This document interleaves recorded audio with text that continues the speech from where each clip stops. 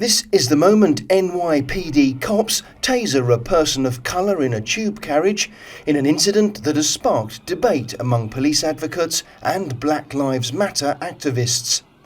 The footage shows the man, identified as David Crowell, swearing at officers and refusing to leave the New York City subway train.